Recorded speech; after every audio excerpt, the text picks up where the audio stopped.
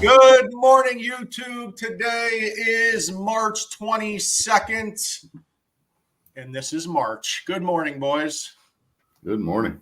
Good morning, host. We got a crazy March, and we ain't talking basketball. We got the Fed making decisions. We got real estate changes.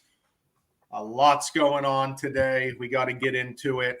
But first, I'd like to be Shohei Ohtani's fall guy. What do you think?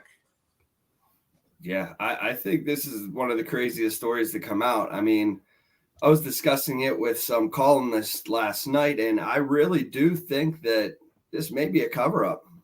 There's some video footage showing him at a racetrack, and absolute cover-up. Someone that makes $200,000, how's a bookie giving him $4.5 million credit? That's all I'm saying. And also, didn't realize this. How the heck is that stupid state of California when everyone homeless living on the streets doesn't have legalized gambling? Yo, California, I got an easy way for you to make a couple billion a year. Legalize gambling. Jeez, oh man. They would literally make as much as like 10 states combined too. I would assume they were like number one hopping along.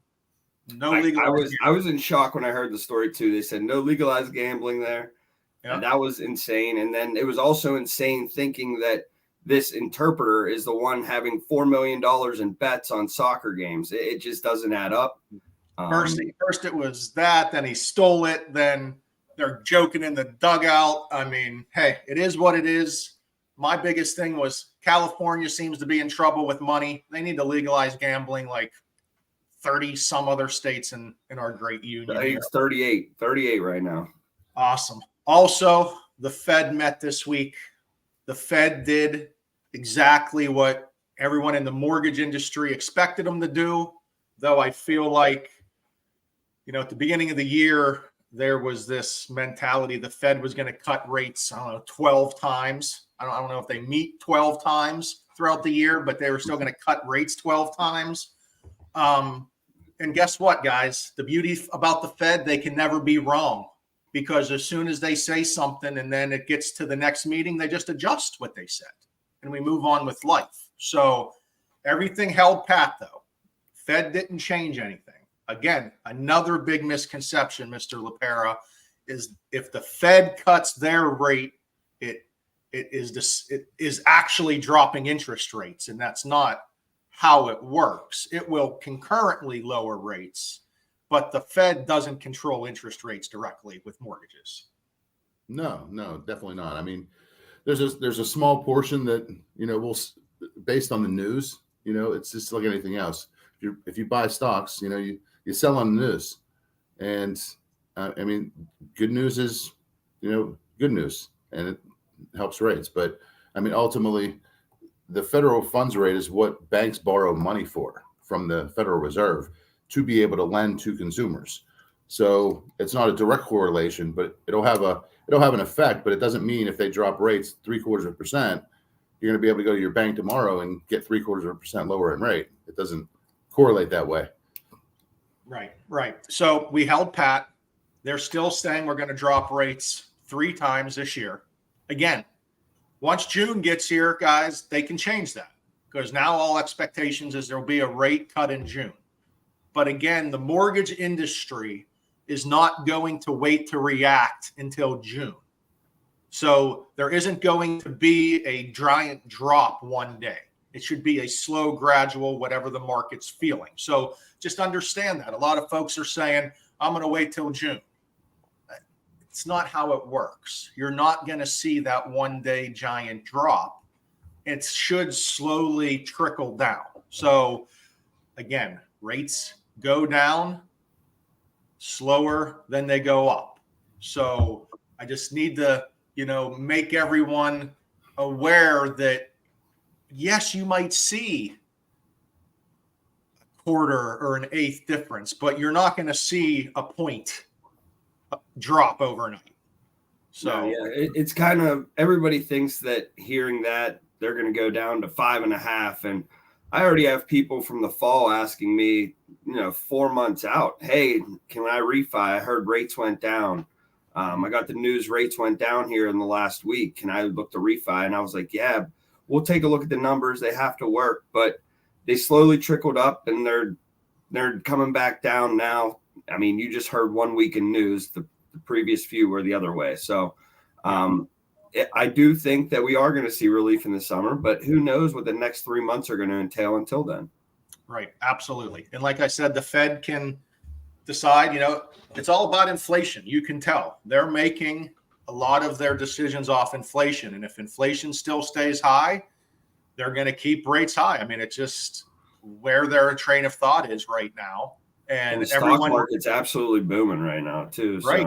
So, I mean, you hear some people saying the Fed messed up. The Fed kept rates high too long. But if you look at this inflation number, again, when our government continues to spend billions and billions and billions and billions, inflation isn't coming down. So our 78,000 yesterday, I heard, got their student loans paid off again. Our government is causing the Fed to keep rates higher, which is hurting all of us every day.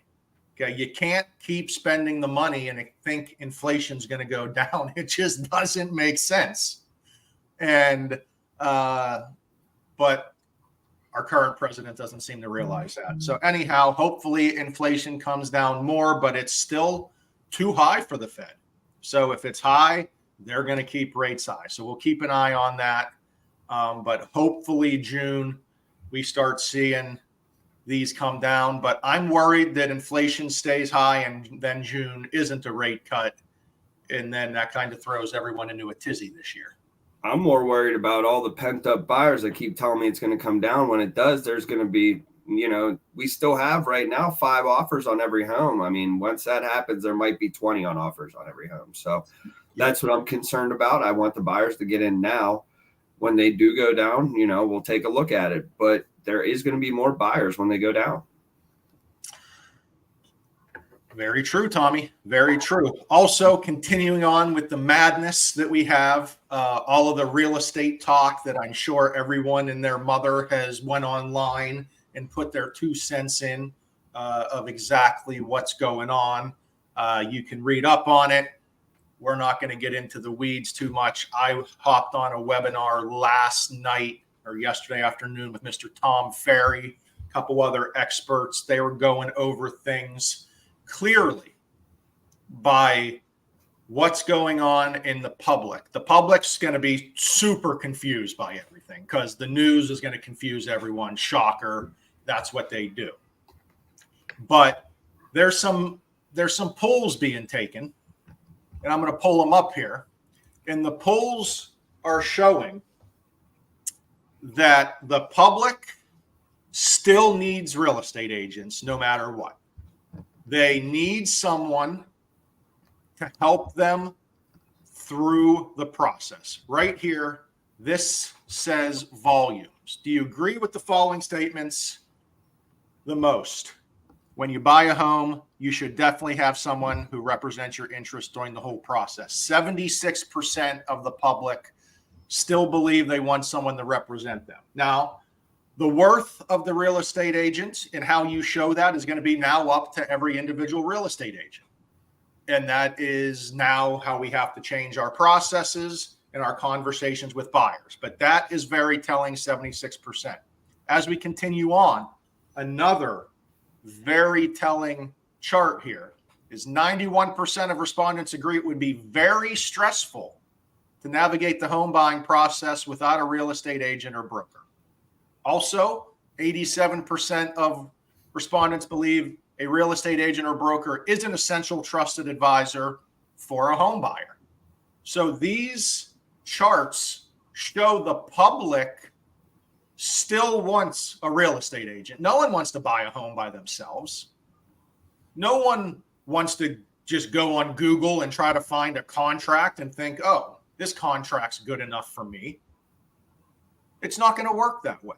They need to see someone help them. They want someone to get them through that contract, explain contingency periods and all the whole slew of the contract. And what do you do after you get a contract accepted? What is a home inspector? How do you turn utilities on? All these things that a lot of people in the real estate industry take for granted, if you're a home buyer flying blind by yourself, I don't think a lot of home buyers would know how to get the utilities transferred over into their name without someone telling them how to do it. And that's very, very, very important. So I do think the industry is going to change a little bit in July. I think the real estate agents who are great agents, who are great negotiators, I think this helps them. I think it only helps them, make them stronger, show their value to their clients. Agents who don't know how to negotiate or they can't show their worth, it may be bad. But I just Right. Can you imagine as a potential home buyer navigating the real estate process, going up, say in the $350,000 range in North Hills, going up against 10 offers every time without an agent? Could you imagine trying to do that yourself? Yeah, no, I wouldn't want to do that. I wouldn't want to do that. No, it would be crazy. So the public wants real estate agents. Real estate agents, be confident. Stop listening to all the noise. Don't listen to the news and just do your jobs. That's it. Very, very valuable. Happy Friday. Watch some basketball. Enjoy the weekend. Let's go, Dukes. See you Tuesday. So, yes. Later.